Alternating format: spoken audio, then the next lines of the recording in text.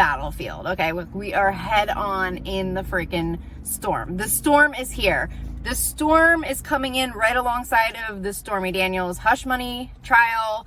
It is a storm that is so big that I don't even know if people are going to be able to fathom how big it is, because it feels like it is decades and decades of secrets and corruption, and the level of the unveiling is so massive now. Whereas I feel like before it was a very small group that knew about these secrets.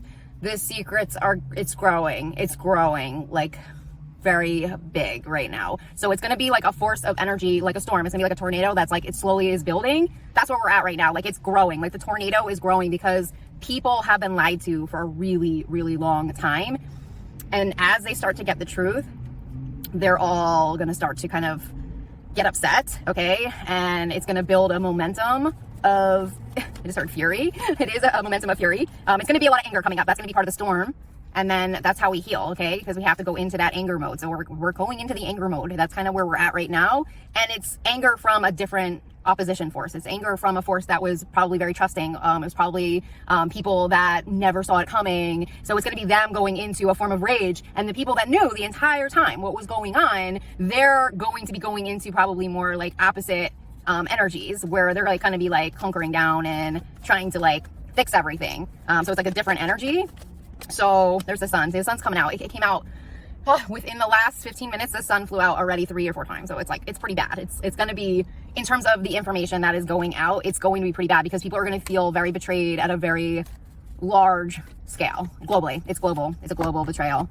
So I'm going to keep going into the messages. I was getting a message before that we are all connected. So the storm and the wars that have been going on with Ukraine, okay, with Gaza, Palestine, Israel, whether or not you agree or disagree with either side, on a human level, we are all connected. And in some way, we are all feeling the pain, okay, of what is going on over there. And that also is hitting us probably on more like a cellular level, and it's kicking up a lot of anger as well. And I think that's why there's so much going on with the protests at the colleges and the schools, because people can feel that pain, even though they're not there, okay, watching innocent civilians just get berated and attacked in Gaza.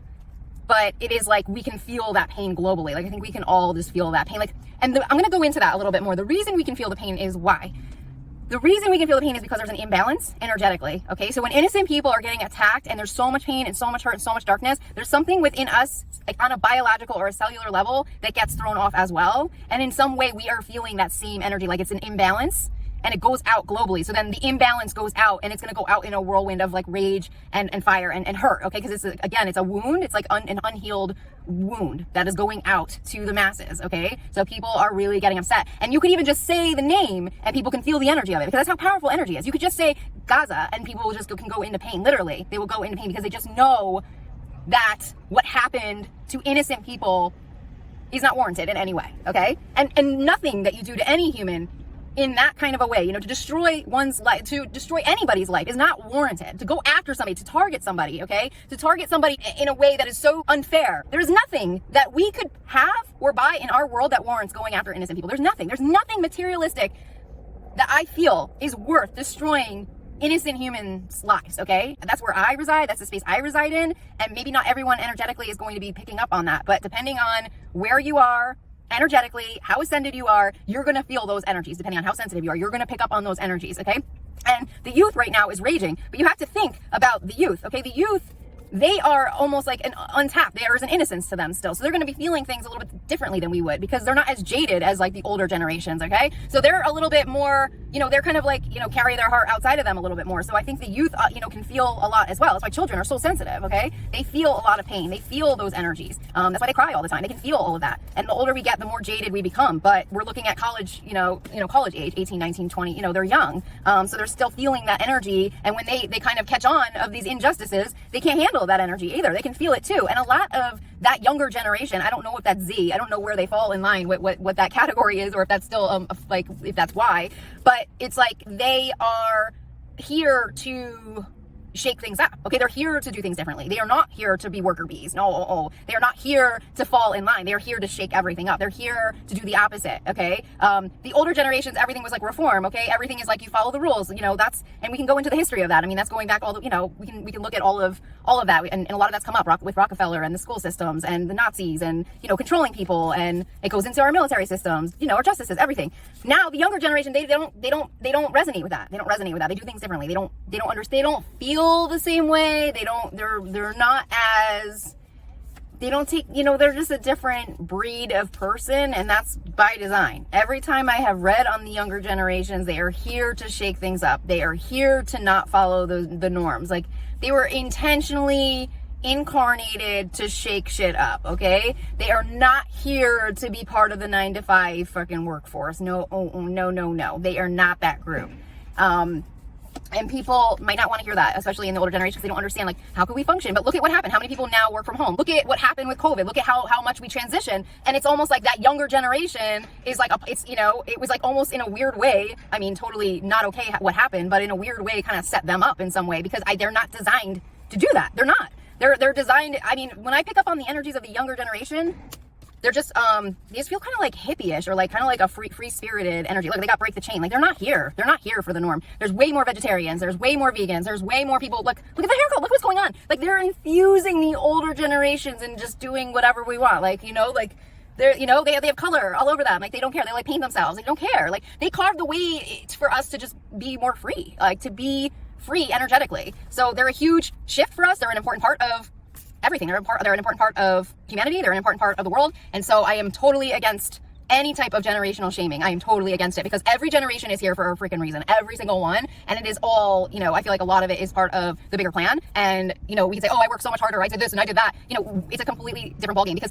we don't have to work that hard to earn money. That's a myth. Okay. So they're going to break that myth. They're going to be the ones in front of us going, okay, well, I can make a lot of money just filming videos and content because I'm good at it. You know what I mean? Like, they're going to break the myth of the old way. They're going to break through that kind of dinosaur thinking, and show us that we don't have to do it that way. And I know so many older people, Gen Zs, okay, and other, like, the older generations, baby boomers, have been inspired by the younger people, okay, because of how technologically advanced they are, tech savvy, how they can just get on their phone, how fast they can get a following, because they've had following since high school, since middle school, you know what I mean? Like, they were just in a different ballgame, you know? Like, we were like, you know, my generation, we were like, Facebook was like, you know, was like so cutting edge, you know? And it's like, you just think about even like above. I mean, there wasn't even internet like freaking 10 years before, you know what I mean? Like, everything was so dinosaur. So I think that, like, right now we are just in a huge shift globally, and we have to just appreciate like who we are, and to not, you know, take anybody, I guess, for granted, or to judge them at this time. And we are here to shake things up. So let me just see what else is going on right now energetically this week, whatever is coming in energetically.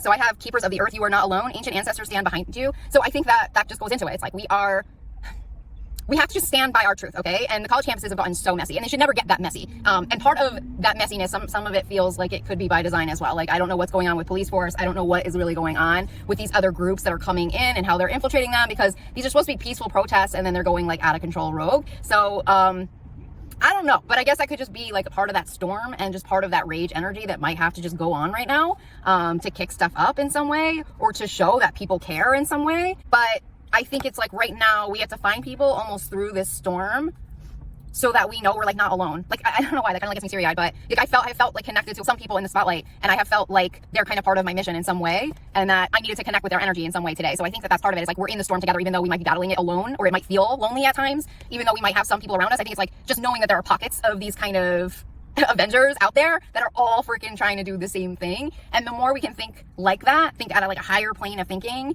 in terms of the Keepers of the Earth, and we can like almost with our Spidey vision, like check in and find the other Avengers, and then send them like a wave of love and support, or like energy, like you're not alone. No matter what you're going through right now, whatever shitstorm you're experiencing, you're not freaking alone. I think that would really help us right now through this storm energy. But I want to say, like, the main component of the storm is truth telling, okay? Because everybody has to speak their truth and honor everyone's truth around us. So it's just really important that we are getting the truth out, because the only way for people to come into alignment is through truth. So if you think of every dark regime, it is covered in more of the ideas of not being able to trust anybody, lies, propaganda, okay, psyops, misinformation, manipulating the truth. Okay, we saw a lot of that coming in with the last presidency, and just how dangerous that is, because once you can get the lies out there and the lies become truth, that's when you win a war. Okay, that's when you win a war. So now we have to go and break through the lies that have been told or shown as a truth for such a long time. We have to break through those lies now. We have to bring everything to the surface and break through that in order for us to come into some kind of an alignment. Because the only way that the world can come into union is through truth. Okay, that's the honest truth. Like, the only way to come into alignment is through truth, because facts don't lie. Okay, facts are facts. And so the more facts we have, the less you can deny. And what was so dangerous about Trump and his mega regime is that facts became secondary, and that's a scary place. It's a very scary place, and we as a country, the United States, witnessed how scary that was with all of the bought and paid media, and we're still battling that war. We are still having to uncover truth, and we still are trying to figure out how that could have even happened, because you can't bury truths or create these false like dialogue lines without a lot of freaking people aligning to that. Okay, part of a huge conspiracy theory. So I feel like right now we have to break through these conspiracy theories and how it happened, and we have to get to the facts. We have to get the facts, like who paid who. You know, where did that come from? Where did the story come from? Okay, why did that go out? Who were the people that actually knew that they were lying on camera? Who were that? You know, we've seen a lot of that already shaking out with Fox News, but there's going to be so much more. There's going to be so much more, because there's so many layers to the lies. There's layer after layer. I mean, every part of his presidency and thereafter is a National Enquirer story. Every week there is a freaking National Enquirer story. And I had talked about the hush money trial on live on the main channel, and one of the messages on there was that he and his presidency it's like an overproduced show. I mean, it really literally is. I started talking about my time on camera on a reality show versus like what's going on, and it is exactly to a T. Like, he is an overproduced reality show with all the drama, the bells, and the whole freaking machine behind him. And so that is the machine essentially on US soil, the media machine that would have to break down. Now that's going out right now. That's happening with all the celebrities right now, and it's going to continue going out. It's going to go into the producers. It's going to go into all of it, because it is a part of the lie that infiltrated our country. So we have to now go into everything to get all the facts now, and to figure out who everybody is, and who are the good people and who are the bad people, and, you know, all of this stuff. And it's going to be a lot of uncovering and a lot of unveiling right now.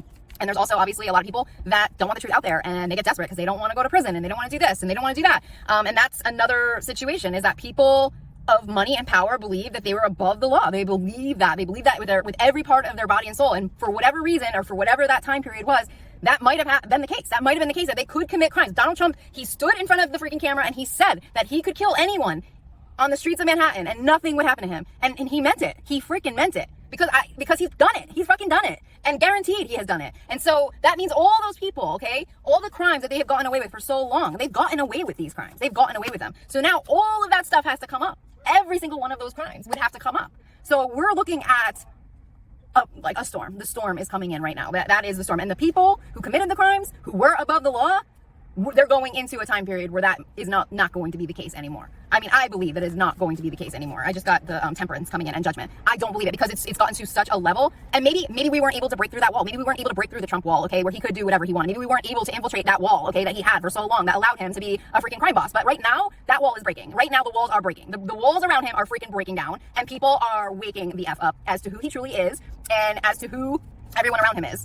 So right now, we are going through major shakeups, and for the people who have a voice, who have a following, who are here to be star messengers. One of my favorite YouTubers used that word the other day, star messenger. And so I think that is like a good phrasing right now, to look at ourselves as star messengers. And as scary as it is to speak our truth and to get the messages out, it's scary. Okay, it is scary as hell. Like where I reside every day is a scary freaking place. But if I don't say what I have to say, I know that stuff is just not going to get done. Like the information is not going to get out. It's not going to go where it's supposed to go. Like I know, I can feel the energies literally shifting within the hour in my life. I can feel them shifting. Sometimes even faster. It could be even a shift within 20 minutes, like where I feel like something's going to go one way, and then 20 minutes later, it's a complete opposition force that comes through. It's insane. It's so crazy, the players involved in this. The stakes are really high, and we all have to freaking fight the good fight right now. And there's no exaggerating about that. Every single person and every single company, corporation globally has to freaking stand right now, because humanity is on the line, hands down on the line. So anyways, I'm going to pull and see if there's any other messages for this week. We have the corruption coming in right now. It's 7 of Swords. All the corruption is coming out.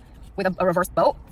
This feels like trafficking. I was definitely getting messages too about all of the Trump freaking cars, all of the freaking megas with their POW flags, prisoner of war flags. And when I was reading on the Brian Laundrie case, I had a dream of someone close to him having that same flag on his mega truck. And I saw him in a military system, in a military prison system on military ships. That's where I had seen him initially. That was kind of one of the first hits I got on him. And then I had seen him in these little like boat areas, but he was around boats when they were looking for him. And I put it together finally today. I was like, POW, I'm thinking this is part of the mega agenda, okay? It's part of the megas, and it is all part of like the paramilitary, because I remember he was accessing a lot of paramilitary, and I believe that's how they were able to pull off the insurrection.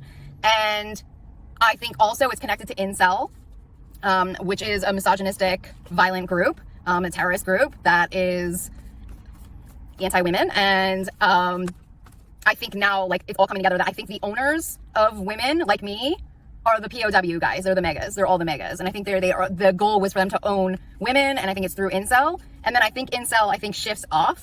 Like it might have changed a name. It might not be Incel anymore right now because there's been this cleanup, because everything's been unveiling. And so I think it has shifted over into other names, because the next name I saw was SACR, which is SACR. And that was for the elite portal connected to Jim Jordan and the Republicans.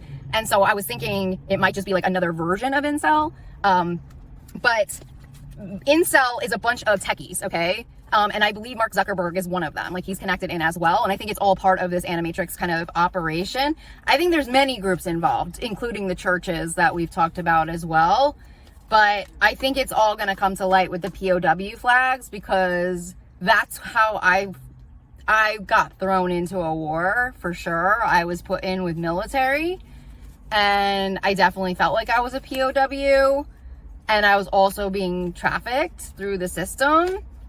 So I feel like that is a huge connection, all the POW flags on all the mega trucks. I think there is something there. I think they're the owners of certain people, or they were buying up people, humans, and it's connected to the banks, and the banks were using them as assets. And I think there's connections to bonds. And I think there's something with Tiffany's in New York that's connected to the bonds, because when I did that reading, I got the bonds coming up real strong with the Tiffany fire in Manhattan. And they were saying that the IRS basically has a form of bonds for every one of us, and we're worth $1 amount. And then I know the banks were also experimenting with that. The IRS basically, I got the bonds coming up real strong with the Tiffany fire in Manhattan.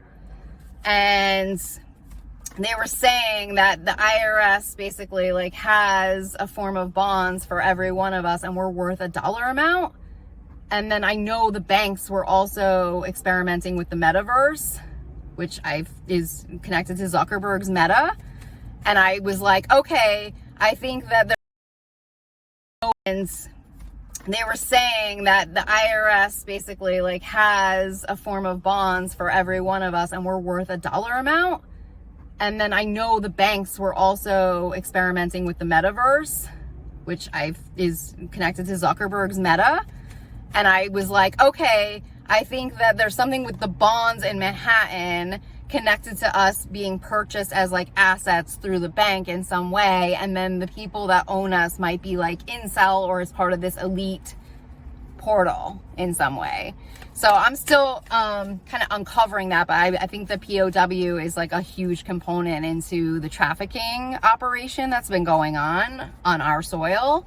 So I guess and I was like, okay, I think that there's something with the bonds in Manhattan connected to us being purchased as assets through the bank in some way. And then the people that own us might be Incel, or as part of this elite portal in some way. So I'm still kind of uncovering that, but I think the POW is a huge component into the trafficking operation that's been going on our soil. So I guess that's kind of what's coming to light right now, because I just got the boat reversed.